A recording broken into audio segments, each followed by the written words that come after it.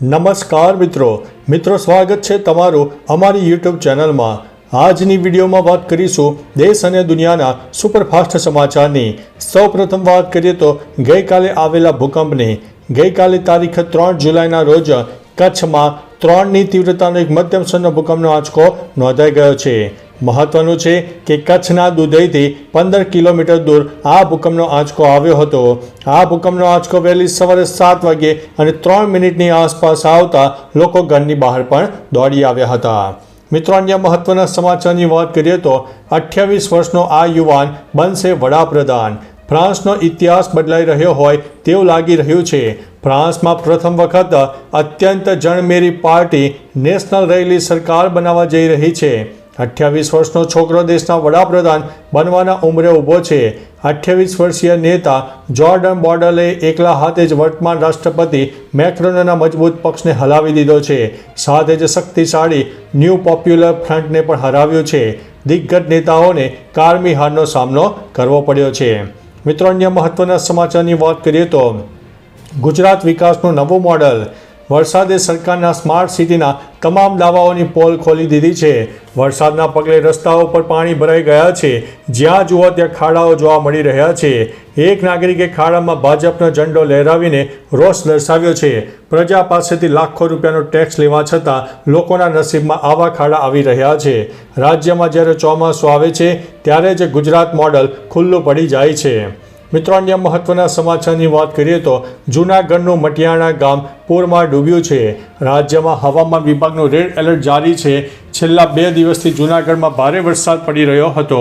નદી અને નાળાઓ ઉભરાઈ રહ્યા છે। ઘણા સ્થળે પૂરની પરિસ્થિતિ જોવાઈ રહી છે। જૂનાગઢમાં રેકોર્ડ બ્રેક વરસાદ પણ નોંધાયો છે। ત્યાં શાળાઓ પણ બંધ કરી દેવામાં આવી હતી। આવામાં એક વિડીયો સામે આવ્યો છે। ભારે વરસાદને કારણે જૂનાગઢનું મટિયાણા ગામ પૂરમાં ડૂબી ગયું હોય તેવું લાગી રહ્યું છે। ત્યાંની પરિસ્થિતિના એરિયલ ફૂટેજ પણ સામે આવ્યા છે। મિત્રો, અન્ય મહત્વના સમાચારની વાત કરીએ તો કોંગ્રેસ અને ભાજપના કાર્યકરો વચ્ચે પથ્થરમારો જોવા મળ્યો છે। અમદાવાદમાં રાહુલ ગાંધીના નિવેદનને લઈને હોબાળો થયો હતો। કોંગ્રેસ અને ભાજપના કાર્યકરો વચ્ચે પથ્થરમારો થયો હતો। કોંગ્રેસ ઓફિસ નજીક ભાજપ અને કોંગ્રેસ સામસામે આવી જતા સ્થિતિ તંગ બની હતી। બંને પાર્ટીના કાર્યકરો લાઠીઓ લઈને સામસામે આવી ગયા અને પથ્થરમારો કર્યો હતો। રાહુલ ગાંધીના નિવેદનને લઈને ભાજપ યુવા મોરચાની ટીમ કોંગ્રેસ કાર્યાલય પર વિરોધ પ્રદર્શન કરવા પહોંચી હતી। મિત્રો, અન્ય મહત્વના સમાચારની વાત કરીએ તો પીએમ મોદીએ નીટ પેપર લીક મુદ્દે જવાબ આપ્યો છે। નીટ પેપર લીક મુદ્દે પીએમ મોદીએ કહ્યું છે કે હું દેશના દરેક યુવાનોને કહેવા માગું છું કે સરકાર આવી ઘટનાઓને રોકવા માટે ખૂબ જ ગંભીર છે અને યુદ્ધના ધોરણે પગલાં લેવામાં આવી રહ્યા છે। યુવાનોના ભવિષ્ય સાથે રમત કરનારાઓને બક્ષવામાં આવશે નહીં। મંગળવારે સંસદ, લોકસભા અને રાજ્યસભાના બંને ગૃહોમાં રાષ્ટ્રપતિના સંબોધન પર ચર્ચા ચાલી રહી હતી। મિત્રો, અન્ય મહત્વના સમાચારની વાત કરીએ તો વિજય માલ્યા વિરુદ્ધ બિનજામીનપાત્ર વોરંટ જાહેર કરવામાં આવ્યું છે। મુંબઈની એક વિશેષ અદાલતે ભાગેડુ ઉદ્યોગપતિ વિજય માલ્યા વિરુદ્ધ બિનજામીનપાત્ર વોરંટ જારી કર્યું છે।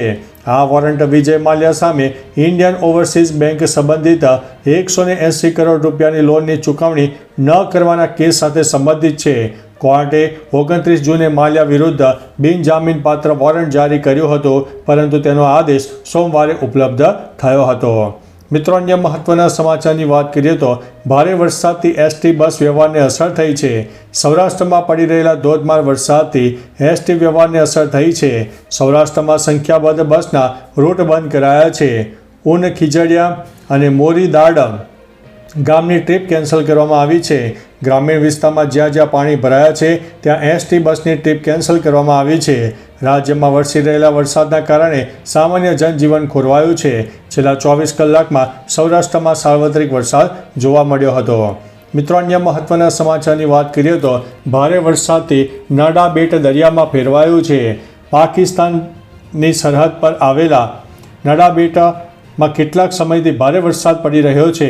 ભારે વરસાદના પગલે નડાબેટના રણમાં પાણી ભરાતા રણ દરિયો બની ગયો છે।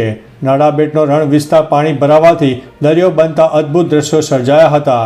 ત્યારે હવામાન વિભાગ દ્વારા દક્ષિણ અને સૌરાષ્ટ્રમાં અતિભારે વરસાદની આગાહી વ્યક્ત કરવામાં આવી છે।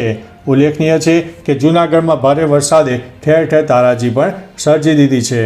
મિત્રો, અન્ય મહત્વના સમાચારની વાત કરીએ તો સીએમ ભૂપેન્દ્રભાઈ પટેલની જાપાન મુલાકાત ફળદાયી નીવડી છે.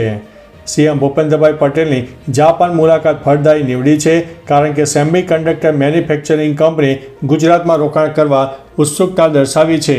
સીએમ ભૂપેન્દ્રભાઈ પટેલે જાપાનના મુંબઈ સ્થિત કોન્સ્યુલ જનરલ યાગી કોજીને મળ્યા હતા. બંને ઓટોમોબાઈલ ઉપરાંત renewable energy, green ammonia infrastructure પ્રોજેક્ટમાં ગુજરાત સાથે રોકાણો વધારવા અંગે પરામર્શ પણ કર્યો હતો. મિત્રો, અન્ય મહત્વના સમાચારની વાત કરીએ તો યુવકને 30 દિવસમાં 5 વાર કરડ્યો છે સાપ.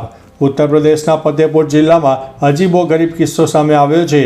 એક યુવકને 1 મહિનામાં 5 વખત સાપે ડંખ માર્યો છે, પરંતુ દર વખતે સારવાર બાદ યુવક સાજો થઈ ગયો છે. ઉલ્લેખનીય છે કે સાપના ડરથી યુવક પોતાનું ઘર છોડીને તેની માસીના ઘરે રહેવા લાગ્યો હતો, પરંતુ સાપે તેને ત્યાં પણ છોડ્યો નહીં. સાપે તેને તેના માસીના ઘરે પણ પોતાનો શિકાર બનાવ્યો હતો. હજુ પણ ખાનગી હોસ્પિટલમાં સારવાર હેઠળ છે. મિત્રો, અન્ય મહત્વના સમાચારની વાત કરીએ તો હજારો વીઘા જમીન પાણીમાં ગરકાવ થઈ છે. ઘણા ગામો સંપર્ક વિહોણા બન્યા છે. જૂનાગઢમાં મેઘરાજાએ કહેર વરસાવ્યો છે, જેને લઈને ઘેડ પંથકમાં જળબંબાકારની પરિસ્થિતિ સર્જાઈ છે. અહીં હજારો વીઘા જમીન પાણીમાં ગરકાવ થઈ ગઈ છે. 30થી વધુ ગામડાઓ સંપર્ક વિહોણા બન્યા છે. બીજી બાજુ ઉત્તર ગુજરાતમાં પણ સ્થિતિ ખરાબ છે. ધોધમાર વરસાદને કારણે પાટણમાં પણ પાણી ભરાયું હતું. બનાસકાંઠા અને મહેસાણામાં મેઘરાજાએ ધમાકેદાર બેટિંગ કરી હતી, તો સાબરકાંઠામાં સામાન્ય વરસાદમાં જ પાણી થઈ ગયું હતું. મિત્રો, અન્ય મહત્વના સમાચારની વાત કરીએ તો દેશના 10 રાજ્યો કોરા ધાકોર હજુ પણ જોવા મળ્યા છે. દેશમાં ચોમાસાના આગમનને 1 મહિનો પૂરો થયો છતાં દેશના 10 રાજ્યોમાં ન મેઘમહેર જોવા મળી છે. જૂન મહિનામાં દર વર્ષની સરખામણીએ 11% ઓછો વરસાદ નોંધાયો છે.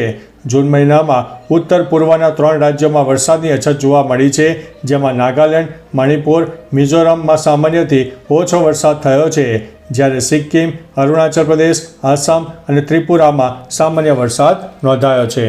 મિત્રો, અન્ય મહત્વના સમાચારની વાત કરીએ તો ગુજરાતી મહિલા ઇંગ્લેન્ડમાં લડશે સાંસદની ચૂંટણી.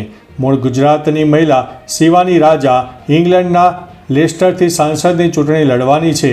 શિવાની રાજાએ વિડીયો કોન્ફરન્સના માધ્યમથી દીવવાસીઓ અને ગુજરાતીઓને મતદાન કરવા અપીલ કરી છે. દીવ અને ગુજરાતના હજારો લોકો લેસ્ટરમાં વસવાટ કરે છે અને ત્યાંના મતદાર છે. ત્યારે હવે શિવાની રાજા દ્વારા ગુજરાત અને દીવમાં પ્રચાર શરૂ કરવામાં આવ્યો છે. તો ચાલો મિત્રો, ફરીથી દેશ અને દુનિયાના સુપરફાસ્ટ સમાચાર લઈને મળતા રહીશો. ત્યાં સુધી અમને રજા આપશો. નમસ્તે.